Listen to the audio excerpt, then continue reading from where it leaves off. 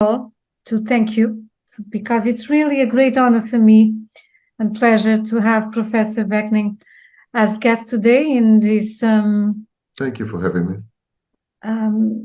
It's a very important moment, as we all know. And our topic is very heartbreaking. I wish it did not exist. The psychoanalysis of the Israeli-Palestinian conflict, but this is reality. So, Professor, should I present you, or would you prefer to say some words about you? What do you prefer? I'm an author of books about personality disorders. I am a former visiting professor in a university in Russia, and currently I'm on the faculty of CIAPS, Commonwealth for International Advanced Professional Studies, which is in Canada, United Kingdom, and Nigeria.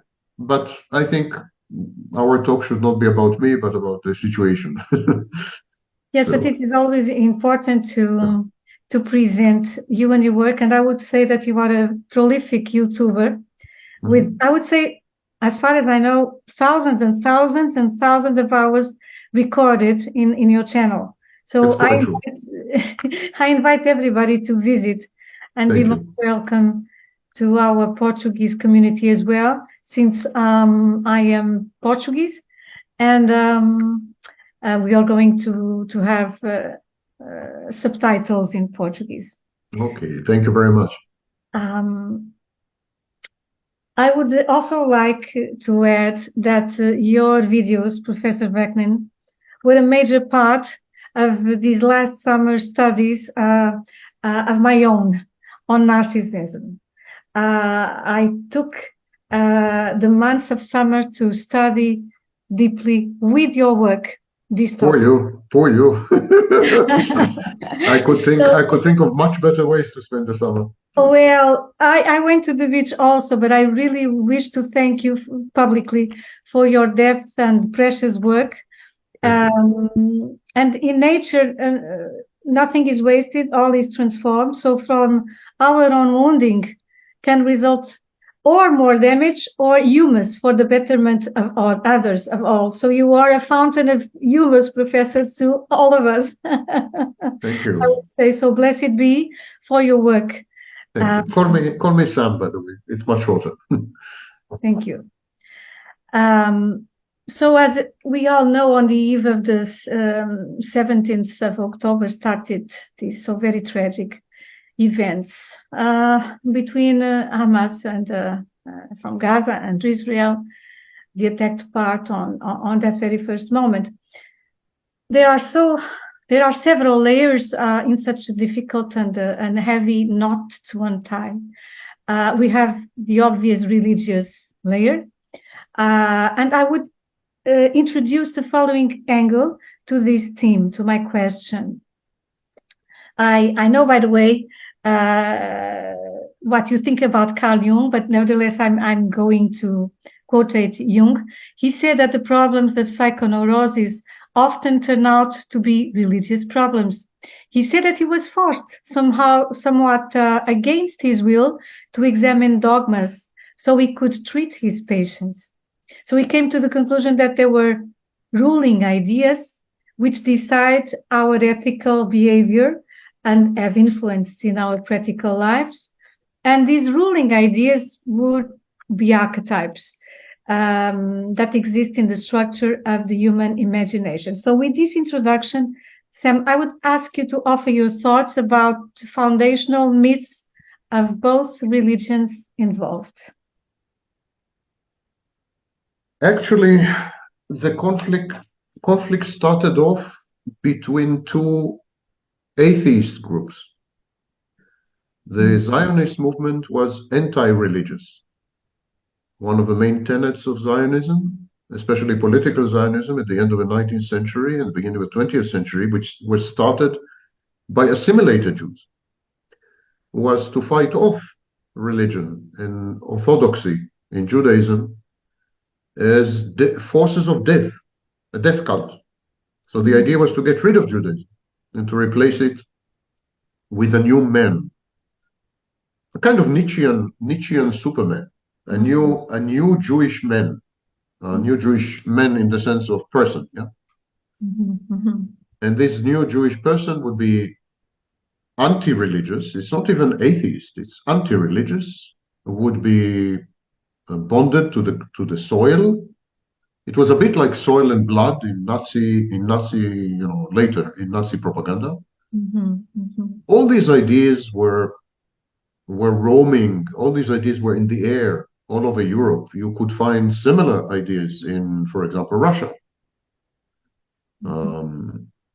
So it started off with atheists or anti-religious people on the Jewish side, and on the other side, they were essentially the equivalent of Marxists in the Arab world. And in the 1930s, between 1936 and 1939, there was an Arab mutiny against the Jews and against the Palestinian mandate, which didn't have initially any trace of religion in it. But then religious leaders took over. They hitchhiked on the nationalism, on the underlying nationalism. They hijacked the nationalist movements. At the beginning, it happened with the Arabs, not with the Jews. So you had the Mufti of Jerusalem, who was a religious authority, taking over the Arab mutiny. On the Jewish side, it took a lot longer. It took until the 1980s. And in the 1980s, the conflict was converted from a clash between two nationalist movements, vying for the same territory. It was converted from this kind of clash to a clash between two religions. This was owing to the influx of extremist, radical religious Jews, mainly from the United States, immigrants to Israel. They started off a settlement movement in the occupied territories in the West Bank, the heartland of Jewish history and religion. So now we have a veneer or an overlay of religion, another layer which is nationalistic layer, and another layer which is essentially economic, because this is a fight over extremely scarce resources. The size of the state of Israel is New Jersey, like New Jersey in the United States. It's tiny. It's a postage stamp, absolutely tiny. And because the resources are so scarce, about 40% of the area is actually desert. And only the rest is somehow, with huge effort, somehow arable, can be used for agriculture. So there is a confluence of religious, nationalistic, and economic fight over scarce resources. And this is what makes the conflict intractable, because there is no place for compromise. None. Anyone who claims that a compromise can be found in the land of Palestine between Jews and Arabs either has no idea what he's talking about or is gaslighting us. There is no place for compromise. There are two possible models. One is known as the two-state solution. The two-state solution is anything between nonsensical and delusional, because the Palestinians are concentrated in two areas. One is known as the Gaza Strip and one is known as the West Bank. And to connect these two areas would mean to cut Israel in half. And Israel would never agree to that. The second option is known as a one-state solution, where both Israelis and Palestinians will live happily ever after. But there's a problem with the one-state solution. If it is Jewish, it will not be democratic, because the Palestinians are a majority. So if it maintains its Jewish character, it has to suppress the Palestinians or treat them as second-class citizens, apartheid in effect. So a one-state solution can be Jewish but not democratic. If it is democratic, on the other hand, it can never be Jewish, and that will never be accepted. And they would not accept it. And they will not accept it. Now, ironically, the model of a one state where the Arabs are second-class citizens is actually a Muslim model. It's in Islam. Islam says that all non-Muslims who live in Muslim countries should be second-class citizens, and they are known as dhimmi or ahl al-dhimam, under the protection of the regime, of course, under the protection of Muslims, not to be abused and pillaged and so on, but still second-class citizens who pay a special tax. So it is Islam actually that provides a model for a one-state solution with the Muslims as second-class citizens. Why can it be done in the territory that it is today, Palestine, the Gaza Strip? I'm not quite sure what you asked. Sorry? Why that space of a Palestinian state could not be done in that territory? In Gaza Strip? Instead of being a prison, being a state. Gaza Strip is, depending on how you measure it, 47 to 62 kilometers long and a few kilometers wide. It is beyond tiny. It's the size of a city, size of a metropolis. And there are between 9 and 10 million Palestinians. Even right now, with 2.1 to 2.4 million people in Gaza, even now, Gaza is the most densely populated area in the world, much more than Hong Kong. But it would be a start point. But the problem is that there are many, many problems. But how can we, Sam, if we cannot live in a world without religion, at least in the next, I would say, I don't know, generations or years, how can we work with the ideology possession? Because it's a possession, you know. We are not only in religious terms, with the nationalists, with every time we are possessed by an ideology, we are not human anymore in a sense. So what could we do about it? Ideologies are modern inventions. It's a way to reflect underlying mental health issues on the individual level and on the collective level. For example, we have a rising tide of grandiosity, which started about 200 years ago. It's not new. It started 200 years ago. Yes. We have a rising tide of victimhood. Victimhood as an identity. And religion and ideologies, in secular religions like Marxism and Nazism and fascism, they're secular religions. These are answers to these needs to feel superior in some way, entitled, and a victim, mysteriously together. You're entitled because you're a victim, and you're superior because you're a victim. And I know that you spoke about it, Sam, in other interviews, that the myth, the foundational myths of both Israel and Palestine would be ultimately connected with this victimhood that justifies so much, so many attacks. Well, you asked me about the founding myths of the conflicting religions there. The founding myth of Judaism is that the Jews are chosen by God to go on a mission of educating, edifying, and enlightening humanity, thus preventing a repeat of the flood, which was God's punishment to humanity for having strayed way too far from any conceivable morality. So the Jews are guardians of morality, they are beacons of enlightenment, and they have this mission and obligation. The Jews don't consider the fact that, or the fact in their eyes, that they've been chosen as a kind of gift or endowing them with any superiority. On the contrary, it's an obligation. This is the founding myth of Judaism. The founding myth of Islam is persecution and victimhood. The Prophet Muhammad had been prosecuted and persecuted multiple times and had to flee multiple cities and had to fight for his life and for the subsistence and survival of his newfound religion and beliefs until he died, actually. He died fighting. So the Muslims have a victim mentality and the Jews have what today we would probably call narcissism, if you want to reduce it to mental health categories. You spoke about this But I would say one of the most, without connect with these most rampant pandemics of the 20th and 21st century, which is for me narcissism.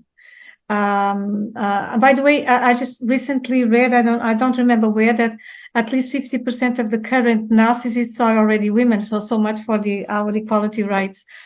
Our Western civilization has headed into a very individualistic, as we all know, image, exterior orientation, split status from feeling function and thinking function. How do you say? Real self from a false self, control of others, including control of a body, which create addictions, and this excessive rewarding of extroversion, competition, being number one, being the best. And even though, of course, humanity always faced challenges, but we have our own now. And this incapacity to see into each other, into intimacy, is this split, this division, this war between right and left, and religions and dark and night, and conscious and unconscious, and body and soul. This grows together with the love for power. So how can we, in a way, slow it down, building stronger bridges between these opposites? I sometimes say that therapy is the religion of the future, because if we do not cook this raw instinct with the fire of consciousness, we continue to throw bombs to the others, of course. So how can we, knowing that so many leaders, by the even fact that they have to get in so powerful positions, they have to have no empathy, they have to manipulate, they have to crave for power. So those are traits of narcissists or borderlines or psychopaths. So how can we do something about it? I don't think we can. I think the only transformation possible, if at all, would be once we all collectively hit rock bottom and go through a crucible of fire, aka apocalypse in writings of 2000 years ago. Apocalypse, by the way, the actual meaning, the lexical meaning of apocalypse is revelation, enlightenment. Apocalypse is about self-awareness, suddenly coming face to face with what truly is. And this is the core of narcissism. Narcissism is a fantasy defense. People put a lot of emphasis on narcissistic behaviors, narcissistic traits, as you have just done. And you gave a great overview of the phenomenology of narcissism. But these are just the symptoms. These are not the disease.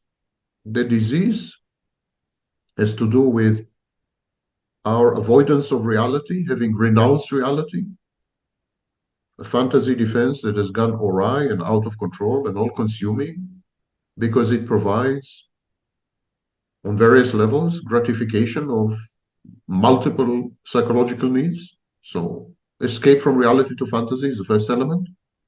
The second element is solipsism, the inability to recognize the existence of external separate objects, people, their needs, hopes, dreams, priorities, etc. And of course, such solipsism is the outcome of technological self-sufficiency. We are, by now we are self-sufficient. We are atomized because we don't need other people. And here's the breaking news. Being with other people really sucks. Socializing is horrible. Other people are difficult, they're demanding, they're critical, they're injurious, they're disgusting. Sometimes they smell bad. You know, it's not pleasant to be with other people. Throughout human history, we consented to share space, physical space and mental space with other people because we had no choice. But now that we are given a choice, technological choice, to be self-sufficient and atomized, we take it, absolutely avoiding other people and pretending that they don't exist externally, that we are the only ontological entities. We are the only ontology. All the others are epistemology. And so these are the core engines of narcissism: fantasy and renouncing the zone politikon, renouncing society, renouncing the construct of society, which, by the way, is a modern construct. It started, in my view, with Rousseau. I don't think there was a concept of society in the Roman Empire. Well, it's a very modern concept, the social contract, and So we don't want that anymore. We don't want other people. We don't want to pay the price. So if I was an alien, just flying over the earth right now and listening to that, I would think that okay, they deserve apocalypse because that is really very bad. But it was not always like that. Maybe in the beginning of the cities, centuries ago, when we were closer to nature, and living in a way more, I don't know if more happily in community. Of course, the interdependence is always there, but that is very frightening because we always have to have a hope, Sam. And not everybody is a narcissist yet, or even we can be narcissists, but be aware, of course, and do something about it to help to build these bridges, to bring some kind of hope and to add more meaning, because this is a crisis of meaning as well. There is hope. I'm looking forward to the apocalypse. Exactly as in therapy, the narcissist is hopeless until the narcissist hits rock bottom, until the narcissist has lost everything. Only then any intervention has any hope with the narcissist. Mm-hmm. We need to lose everything. We need to really, really endure and encounter an apocalypse. This is our only hope as a species. The apocalypse doesn't have to be dystopian. The apocalypse doesn't have to resemble a bad science fiction television series. Mm-hmm. The apocalypse, for example, could be a takeover by artificial intelligence. Yes. The apocalypse could be, for example, a total deterioration in reading skills and math skills, as is happening right now. Mm-hmm. Exactly. The apocalypse could be overt, pernicious, dark age religiosity. The apocalypse could be slow-moving, imperceptible, glacial, and pernicious, under the radar. And in a way, we are experiencing the beginning of this kind of apocalypse. But unless we really lose everything we have, I don't see any way back from where we are, and things will only get worse, in my view. Because we are offered increasingly more enticing fantasies, the metaverse, for example, social media in a way. Now, the first fantasy, the first virtual reality was the city. The city was the first virtual reality because we were disconnected from nature, and yet we still had food, for example. So it was easy for us to imagine that the food appears from nowhere. It's inside cities. You have a totally artificial environment that has nothing to do with nature, nothing to do with soil, nothing to do with the seasons. You have artificial lighting. It's a totally artificial reality. And it is within cities that we discovered self-sufficiency. You could sit at home, surrounded by books or parchments, eat to your heart's content. Your slave could go out and bring you food. You didn't even need to see anyone. And we have the first hermits and the first monks and the first antisocial or asocial people, starting then, a few thousand years ago. And so today, the problem is that there are 8.2 billion people on this planet. And we all have a need to be seen. When we are babies, we need to be seen. If we are not seen by mommy when we're babies, we die. Babies who don't attract attention die. So the need to attract attention is a survival instinct, survival reflex, sorry. It's a reflex. It's easy to be noticed, it's easy to be seen, it's easy to be cared for when you're in a village. In a village with 200 other people, 2,000 other people. Everyone knows you. Your business is everyone's business. They take care of you if you're sick. They reprimand you if you misbehave. They keep you on the straight and narrow. They provide you with social feedback.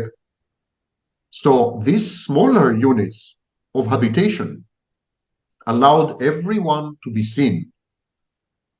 Now that you're in cities with 10 million people, 20 million people, or in global cities, virtual cities of 2, 3 billion people, like the Facebook city, your need to be seen means that you need to escalate your behavior. You need to become radical and extreme. You need to play on negative effects. You need to emphasize negativity. You need to. So the need to be seen is driving each and every one of us, myself included. I'm not exempting myself. Each and every one of us is driving us to radicalize, to disconnect from others, because it's a zero-sum game. If you're spending time with me, you can't spend time with someone else. I'm getting your attention right now.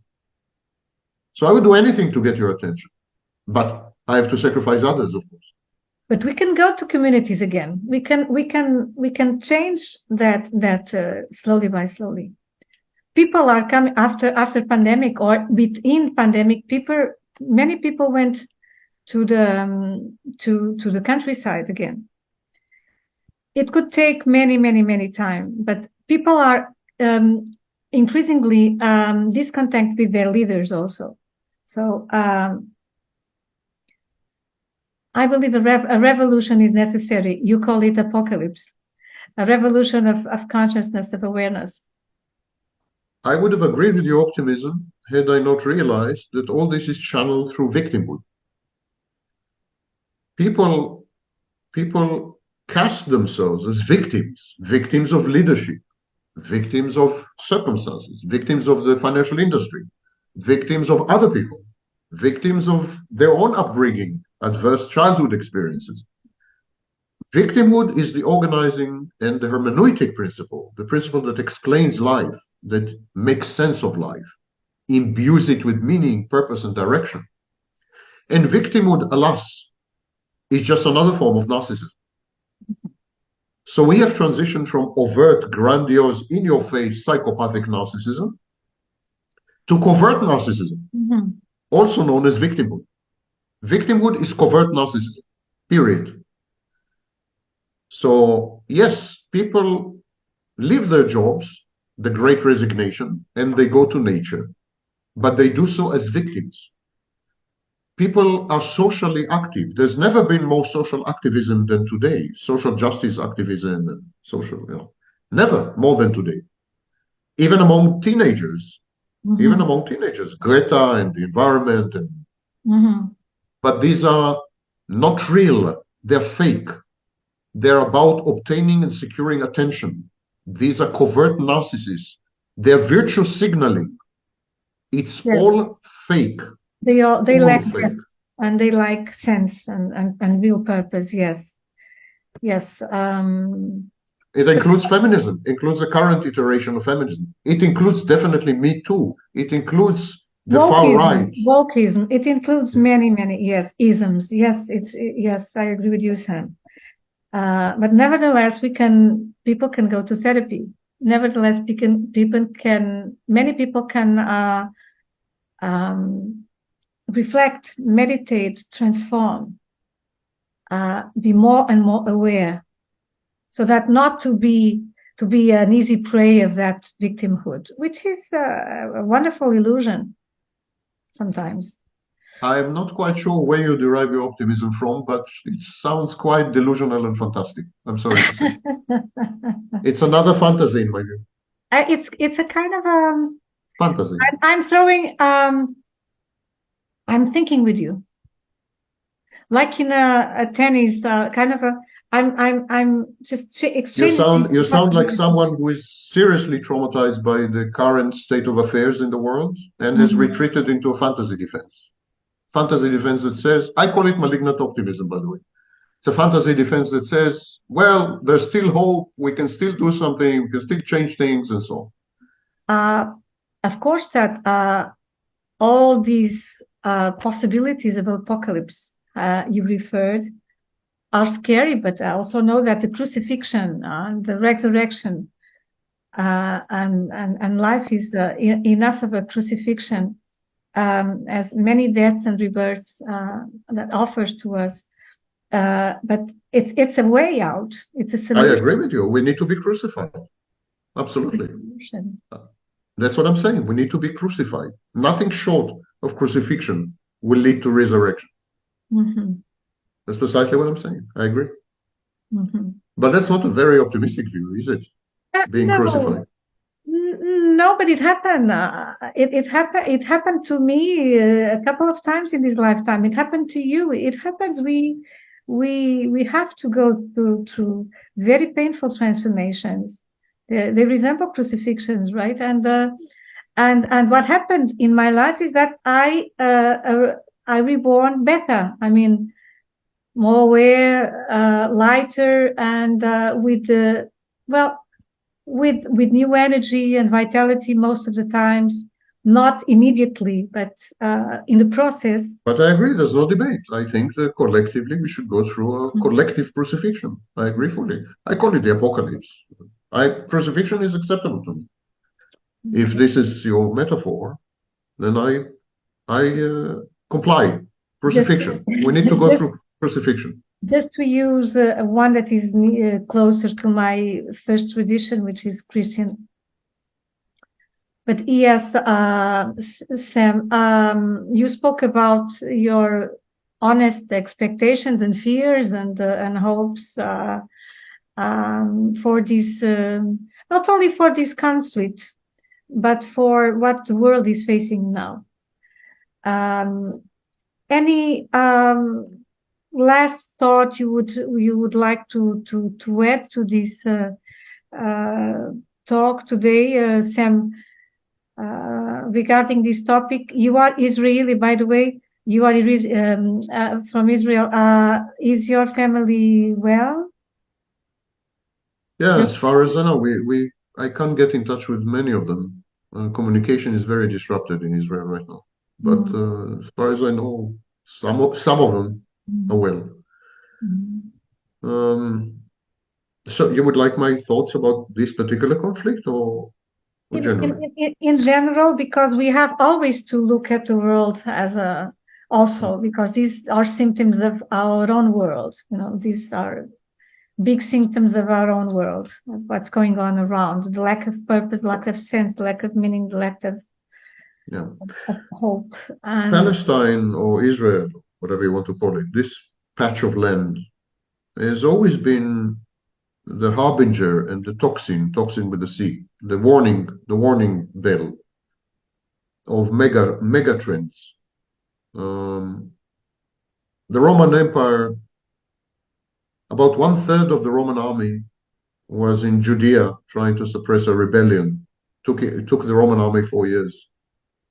Rome, the empire that stretched from Afghanistan to United Kingdom, today's United Kingdom, Britain at the time. Rome thought that it's worthwhile to use 1/3 of its army in Judea, which is, as I said, the size of New Jersey, because it is the fault line. It is the fault line. There are many fault lines in the world, of course. Tectonic plates of civilization, as Huntington called it, the clash of civilizations. So there are many tectonic plates and many fault lines, but there's none like Palestine. Palestine, none, absolutely none. Not Ukraine, forget all this. Palestine, but Biden made a trip to Palestine 1 week after the conflict started. It took him a few months, more than a year, to visit Ukraine. Why? Because Palestine is 100 times more important than Ukraine. Why? because Palestine is where everything meets. It's a meeting spot, like in an airport, and where all the tectonic plates clash and all fault lines converge. For example, the state of Israel is a buffer between the Sunni world, which starts in Gaza, ironically, and the Shia world, which is essentially Iran and so on. Shia and Sunna in Islam are two major camps. Sunna is much bigger than Shia, but still, they're two major camps fighting over the soul of Islam, the future of Islam, and the direction and interpretation of Islam. Where do they meet? They don't meet in Iraq.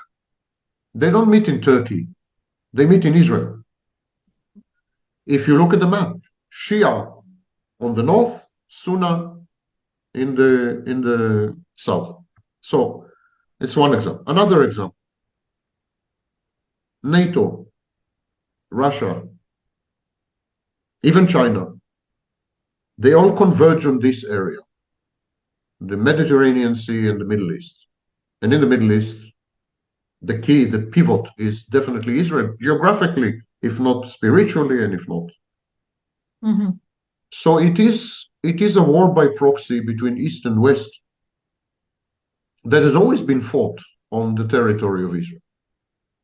Next, religion, Christianity, Judaism, Abrahamic religions at least. Christianity, Judaism, and Islam, they all converge not in Saudi Arabia. There's nothing meaningful in Saudi Arabia as far as Christians or Jews. But in Israel, there are numerous meaningful sacred sites and so on and so forth. So it's also a clash between religions. Above all, it's a clash between civilizations and Weltanschauungen, worldviews. It's a clash between enlightenment and religiosity. Not religion, religiosity. It's a clash between rigid, uncompromising fundamentalism and flexible, relative, moral relativism. It's a clash between West in terms of civilization, Western civilization, and Eastern civilization. And it's a clash between past orientation and future orientation. Now, this is where the war between all these axes is going to take place, or is taking place there. And this is why the conflict there cannot be solved via political negotiations. The mistake, I think, of the West and everyone else, they've been trying to tackle the political dimension as if this were the conflict between the two constituents of Belgium. It's not the same. It needs to go, the solution there needs to go much, much deeper and needs to involve philosophers. I'm kidding you not. In the negotiations, we need philosophers. We need psychologists. We need theologians. We need a whole university there to tackle the conflict. And yet, who are we sending? Secretaries of state and all kinds of third-rate diplomats, you know. That is a hope, and it is not illusion, as far as I know, and that's what I also meant when I talked about a revolution. And the three religions that are patriarchal, I mean, in terms that they substituted the goddess, the mother goddess, to a father god, Islam and Judaism and Christianity. Maybe they should recover the highest value to go to the table of negotiations as well, because there has to be a highest value, which is life, above everything and all. I hope we can remember this. Life is the highest value, and for future orientation, as I thought I heard you before, our young generation has to be really insights into their own future, because if now the United Nations and UN and United States, they are throwing millions to help in the war, why didn't they do those millions? Why didn't they give those millions in peace? I They mean, actually did. The Palestinians received 40 billion, not million, dollars between 1994 and 2020. But corrupt elites in the Palestinian people stole all this money. This is 40 billion. By the way, 30 billion out of the 40 billion were given by non-Muslims. So they tried. They tried to solve the problem with money. They tried to solve the problem with diplomacy. The problem there is not economic mostly, is not even nationalistic mostly. The problem there is a clash of worldviews, a clash yeah, of psychology, a clash of theology. It's a philosophical battle. It's a battle of philosophies. And it can be solved only by philosophers in the Platonian sense, philosopher I, kings. I agree with you, Sam. I was living 1.5 years in Africa. I traveled to several countries in Africa, and I would say I saw pretty much the same.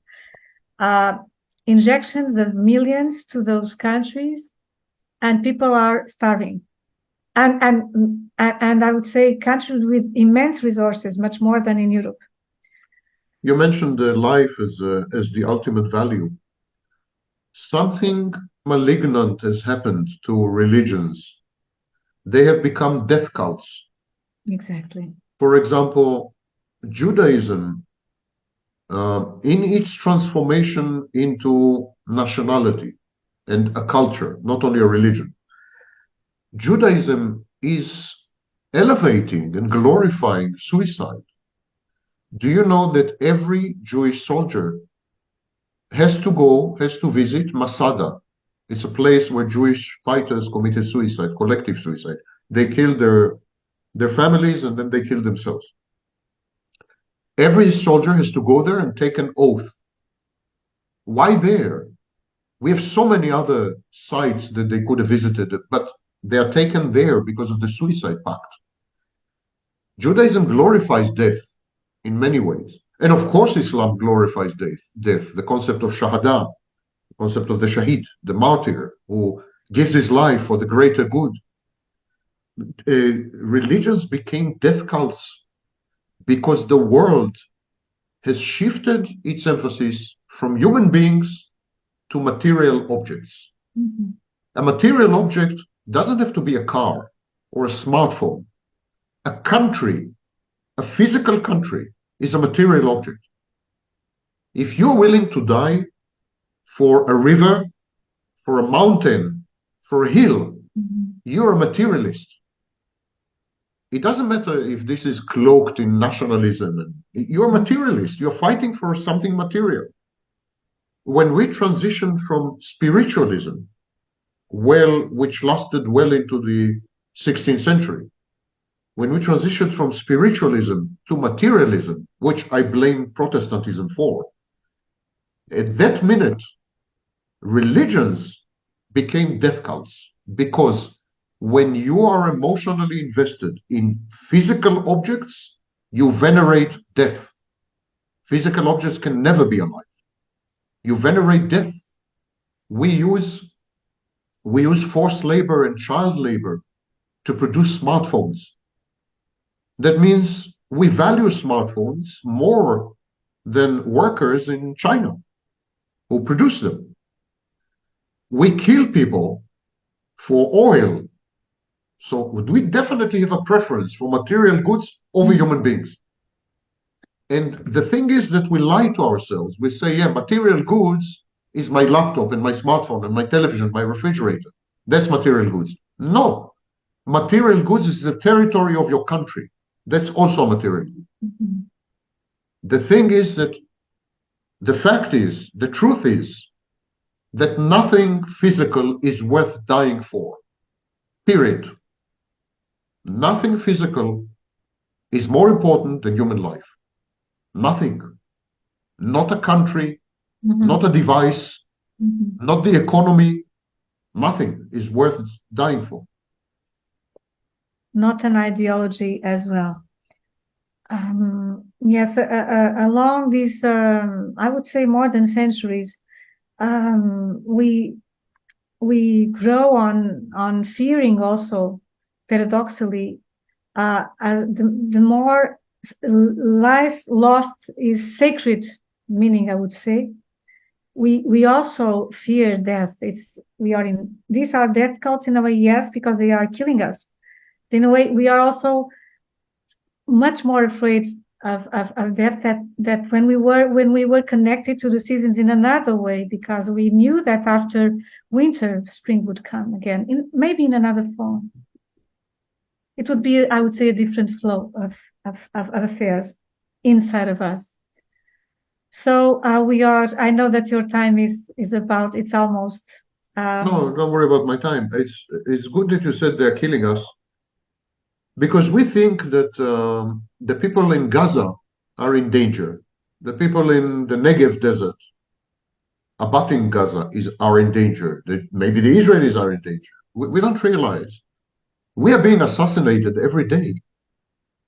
Every day, each and every one of us is being assassinated through, for example, air pollution, through global warming.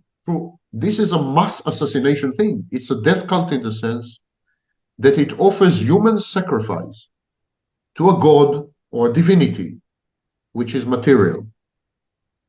That's all. And we are all being sacrificed, not only the people of Gaza. Their death is much more visible and much faster, but we are all dying. Absolutely, Sam. And that responsibilizes us much more. And you mentioned earlier that maybe I was kind of a traumatized. Yes, I know these 1.5 years in Africa, seeing so many people growing in rage, growing in fear, in violence, growing in being in hunger, women being violated, horrors. Maybe I am traumatized because it's very traumatized by the unfairness of it all. I was economic advisor to President Momo. President Momo was the general who took over Sierra Leone and started the civil war there. I was there those 2 years when the civil war started under General Momo. I was his advisor. I have seen things there. I've lived in Africa for 4 years. I know Africa well, Western Africa well. So I have seen these things, of course, but I've also lived in East Europe during the transition from communism. I lived in Russia for 6 years. I have seen humanity at its worst. And I've seen the tidal wave of narcissism and entitlement and grandiosity and victimhood. I've seen it all coming. I've been warning against it for 3 decades now. And maybe crucifixion is not such a bad thing after all. If resurrection is guaranteed in 3 years or 3 decades, 3 days or 3 decades, maybe. Sam, I have a granddaughter. She's Maya. She's 5 years old. And I have to do my best to honor her. And when I say her, I would say all children, because when you have children and grandchildren, all of the others become ours. So this from here today, what I feel when I leave, it's more responsibility, much more responsibility of saying yes to a crucifixion, in my circumstances, what needs to go, doing in my circumstances whatever I can, what is possible to me each day. That it's what I bring with me. And this is exactly why people are atomized.